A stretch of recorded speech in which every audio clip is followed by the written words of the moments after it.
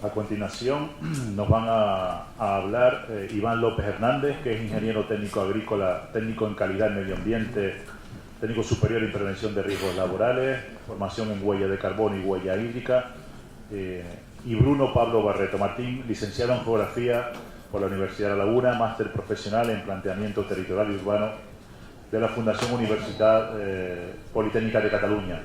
Ambos son socios fundadores de Fanegala Medio Ambiente. Entre otros proyectos realizan apoyo técnico en trabajos de investigación para el INNA-CSIC en relación a la eficiencia y sostenibilidad del sector agrario, huella de carbono y huella hídrica en explotaciones agrícolas con el método CEFEL desde 2016.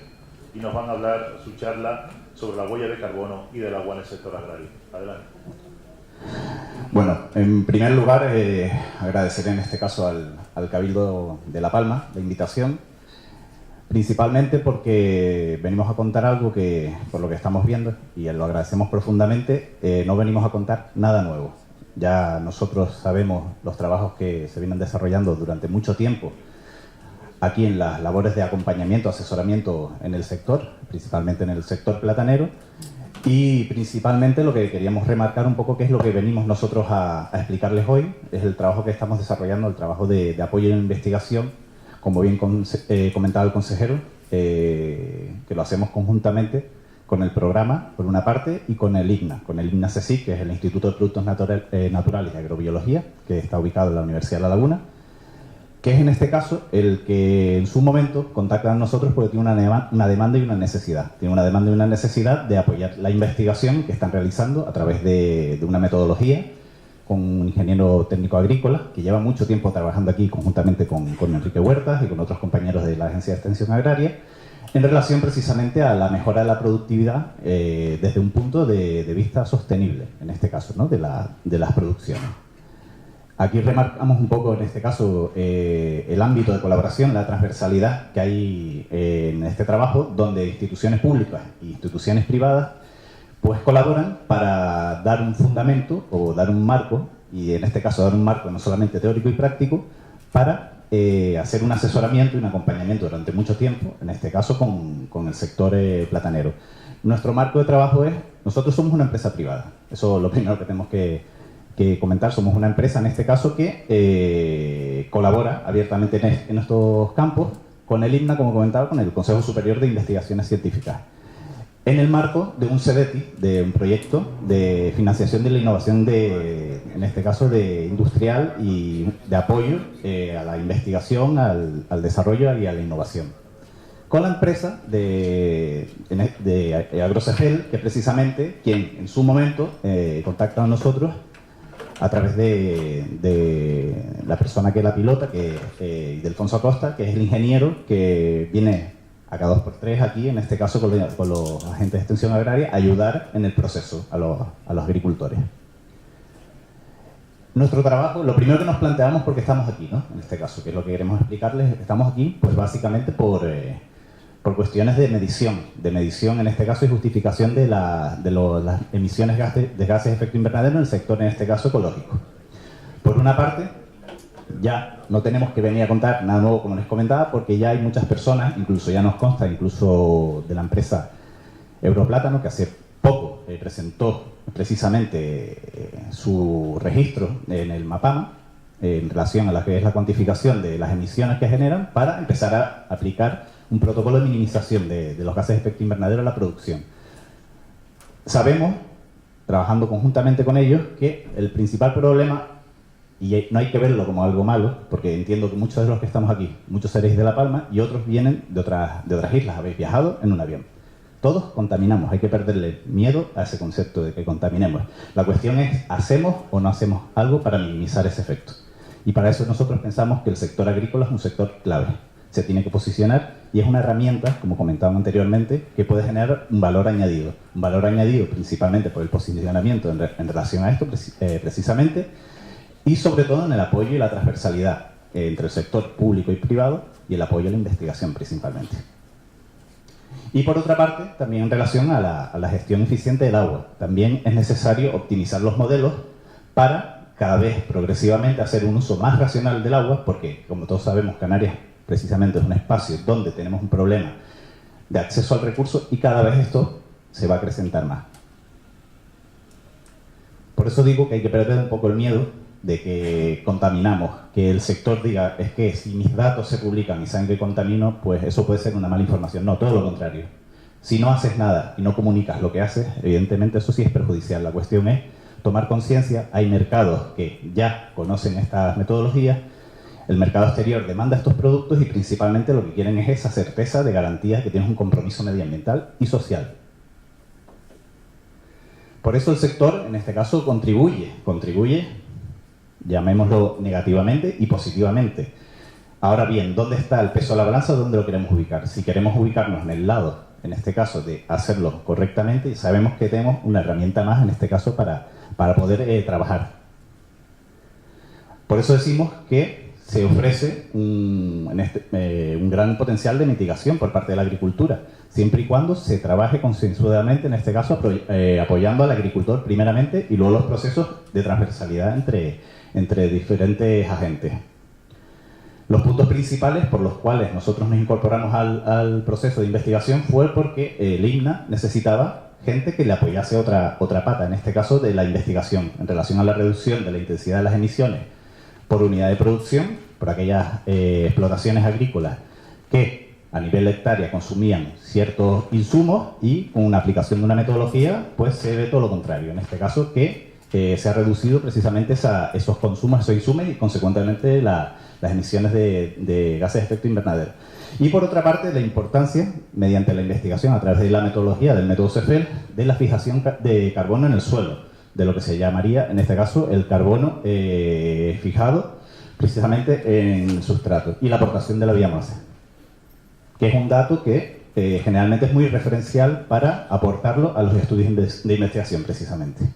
Y luego nosotros quisimos sumarles, darle un valor más, que ellos en el momento uno dijeron, evidentemente, con la cuestión del agua, ustedes tienen que aportarnos también esa seguridad para luego trasladar esa información, esa documentación primeramente a los agricultores que voluntariamente, eso lo tenemos que remarcar, los agricultores que voluntariamente quisieron hacer esta estimación sin miedo, sin temer a la ley orgánica de protección de datos, mostrando qué es lo que están haciendo, porque ven que es, en este caso, algo beneficioso.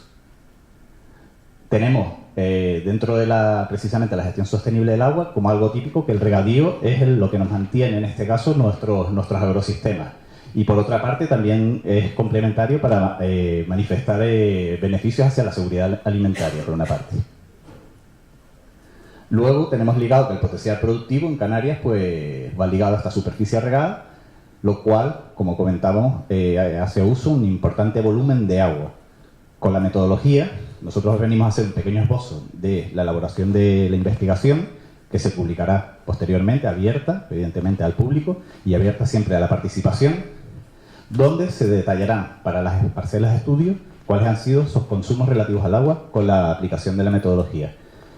Lo que sí les podemos adelantar es que el uso de consumo del agua es más eficiente que para cultivos de carácter convencional, a través de esta metodología. Luego, un poquito por ponernos en contexto, ya tenemos herramientas e incluso tenemos estándares que nos acompañan precisamente para darnos desde instancias superiores, como pudo ser la Cumbre de París en este caso, o la Cumbre de Marrakech, que nos dan herramientas normalizadas, estandarizadas, para que el sector sienta cierta seguridad y atienda a los nuevos desafíos. La cuestión es ubicarse de cara a esto o darle la espalda. Nosotros, evidentemente, preferimos la primera opción. El Acuerdo de París ya reconoce la particularidad de la vulnerabilidad de los sistemas de producción alimenticios a los efectos del cambio climático. Se mencionó anteriormente en los exponentes anteriores que ya están, si ya lo están, ya están mucho más condicionados por las condiciones climáticas, y esto también condiciona la periodicidad de los cultivos. Entonces, no se puede vivir de espaldas a esto. Evidentemente, el sector agrario tiene que tener una visión prioritaria sobre estas cuestiones. También en la COP de Marrakech hacen un firme llamamiento a adoptar medidas estrictas para hacer frente a los desafíos del cambio climático, precisamente en el ámbito de la agricultura. Ya la Unión Europea incluso se planta ante otros organismos como un referente de las políticas de acción contra el clima dentro del sector agrario.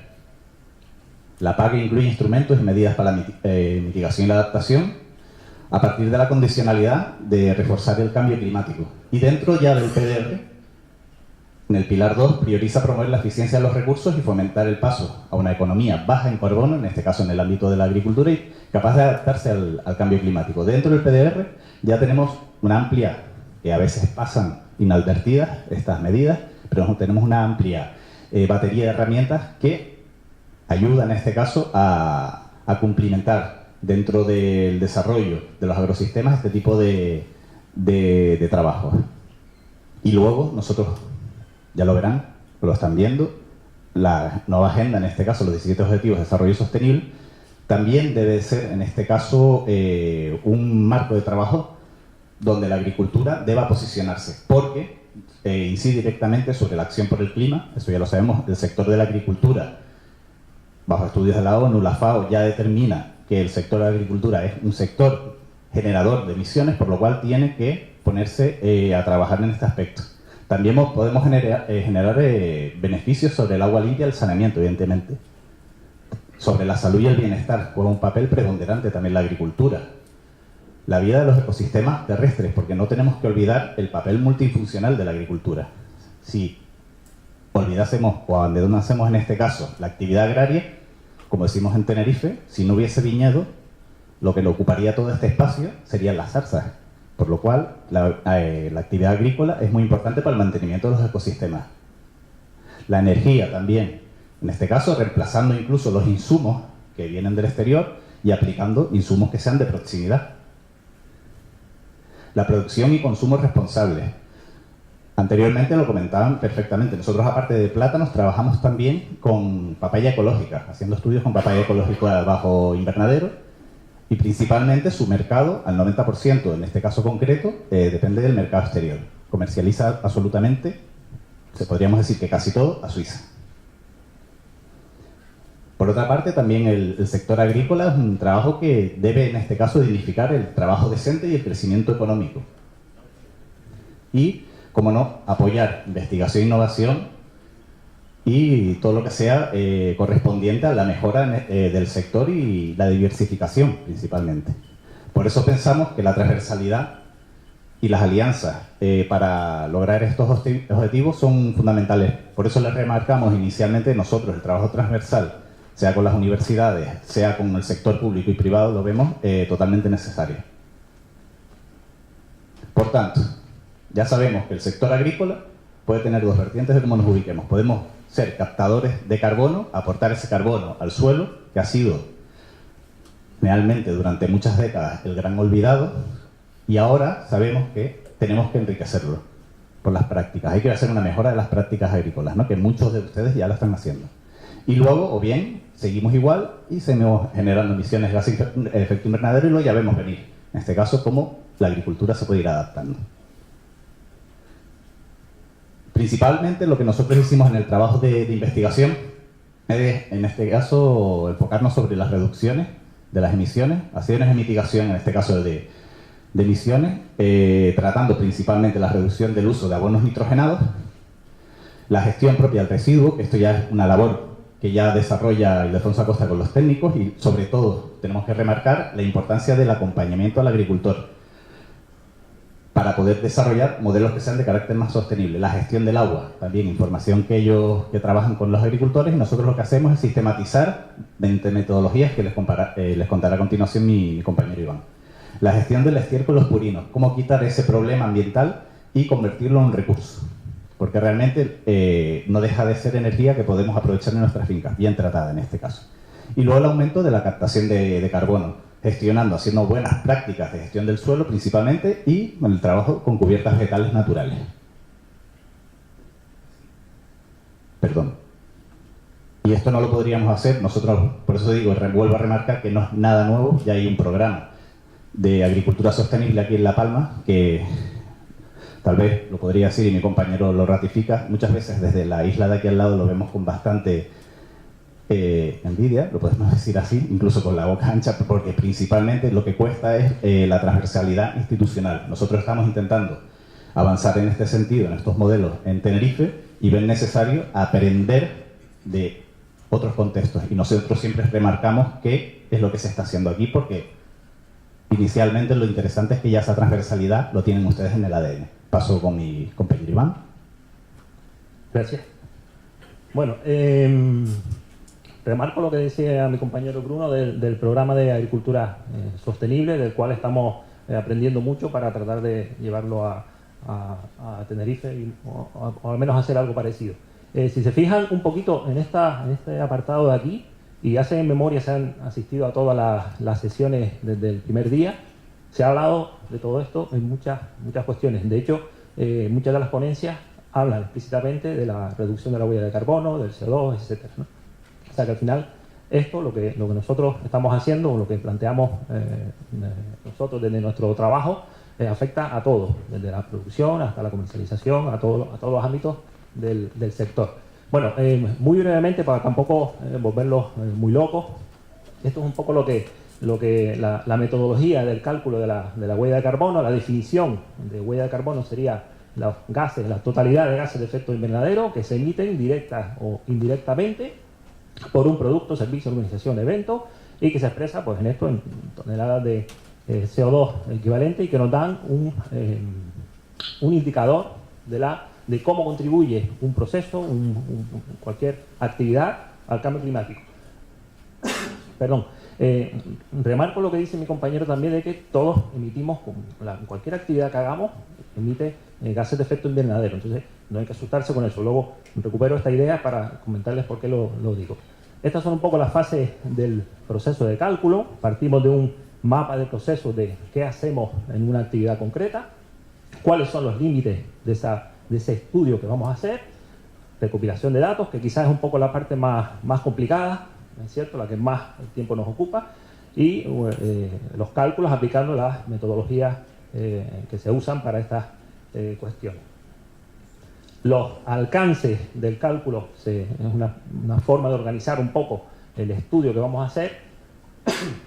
Nos organizamos en una serie de límites, por un lado de organización, los fuentes de emisión que controla la propia organización, y por otro lado los operacionales, donde más nos ocupamos, más entramos, que serían los alcances estos 1, 2 y 3. Si alguien ha trabajado alguna vez estas cuestiones, seguramente que ha escuchado esto, ¿no? Nosotros en los trabajos que hacemos con el CSIC, con el INNA CSIC, nos centramos principalmente en los alcances 1 y 2.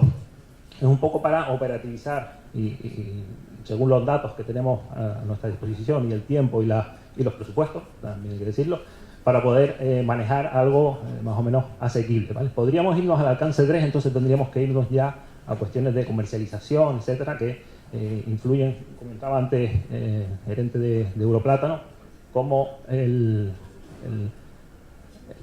producto de Canarias tiene una cierta prioridad con respecto a productos de Latinoamérica, porque son menos kilómetros, y menos kilómetros implican menos emisiones, ¿vale? Puede ser una cuestión a tener en cuenta en la comercialización.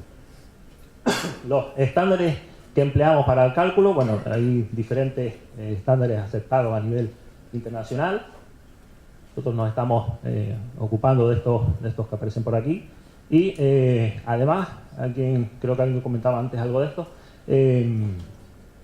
el propio Ministerio de Agricultura o Ministerio de Medio Ambiente, en el año 2014, por medio de un Real Decreto, creó un registro de huella de carbono a nivel nacional, que además cuenta con una herramienta que nos facilita muchísimo los cálculos, está específicamente diseñada para el sector agrario, entre otros aspectos, ¿vale? Perdón. Los beneficios en general que nos plantea este indicador, que al final es un indicador, yo quisiera quedarme sobre todo en el ámbito del ahorro, porque al final una huella de carbono o unas emisiones muy elevadas en un aspecto concreto del proceso de nuestro productivo nos está dando una idea de dónde estamos gastando, dónde estamos consumiendo más recursos, y eso se suele traducir en más dinero. Entonces, desde el punto de vista económico, es muy interesante esta vertiente. Y luego, la otra cosa que sí me gusta también remarcar mucho es el mercado, ¿vale? Estamos ahora mismo en un momento clave dentro de las políticas ambientales a nivel mundial, y esos mercados bajos en carbono, que seguramente han escuchado esa expresión, están, sobre todo en el ámbito de la Unión Europea, tomando mucha fuerza en todos los ámbitos productivos. Bueno, por otro lado tenemos lo que es el cálculo de la huella hídrica, como dice mi compañero, es un añadido que hemos introducido recientemente en el trabajo con el CSIC, que se define el concepto de huella hídrica, se define como el volumen total de agua consumida y o contaminada en todas las etapas de la cadena de producción de un producto. Muy parecido al concepto de la huella de carbono, pero en este caso relacionado con la huella hídrica. Se divide en tres factores diferentes: huella hídrica azul, verde y huella hídrica gris. No me meto con esto porque si no, no nos da tiempo, ¿vale? Y esto también tiene sus fases de cálculo. Una primera fase donde también definimos objetivos, definimos alcance. Una segunda fase donde hacemos el cálculo propiamente dicho. Una tercera fase donde evaluamos esos datos. Luego volveremos sobre este concepto porque a mi juicio es lo más interesante de todo esto. Y una última fase que es donde formulamos estrategias para qué hacemos con esos datos, ¿vale? Que es la clave al final lo que nos preocupa de toda esta cuestión. Los estándares en el caso de la huella hídrica empleados, el más tradicional, el de la Water Footprint Network, y recientemente, bueno, hace ya un tiempo, tenemos una ISO específica, la 14046, que habla de la huella del agua. Nosotros estamos utilizando el de Water Footprint Network. Y esto es lo que hemos hecho desde hace ya un tiempo, o lo que estamos haciendo todavía, mejor dicho, con el CSIC y con los compañeros del programa de agricultura sostenible de aquí de La Palma. Estamos estudiando 4 fincas, todas ellas en producción ecológica con el método CEFEL, del que ya han hablado en estas jornadas. 3 de ellas son de plátano, 2 en Tenerife y una aquí en La Palma, y otra, como decía mi compañero, de papaya, que están en Tenerife. Lo que hemos hecho ha sido recopilar los datos para esos cálculos, datos generales de la organización, datos de cultivo, superficie, fertilización principalmente orgánica aplicada, enmiendas, residuos, datos de consumo, de combustibles principalmente, electricidad, etc. Y también una cosa muy importante, las prácticas de conservación del suelo. Aún estamos en ello, estamos ahora mismo un poco en la segunda fase y todavía pendiente de terminar algunas cuestiones de la primera fase, pero sí queríamos hoy adelantar algunos datos que ya tenemos para que vayan haciéndose una idea. En concreto tenemos ya las 2 fincas de plátano de Tenerife bastante trabajadas, y tenemos por aquí, por ejemplo, lo ven por aquí, 71 toneladas de CO2 equivalente en una de las fincas, referido al año 2016, que es del que tenemos los datos completos de todo el año. Si se fijan, un aspecto importante en el cultivo, en lo que se refiere al cultivo propiamente dicho, fíjense el dato de 4 toneladas de CO2 equivalente, y donde más tenemos emisiones es en el desplazamiento de vehículos, lo cual ya nos da una idea de dónde tenemos que trabajar para reducir esa huella de carbono.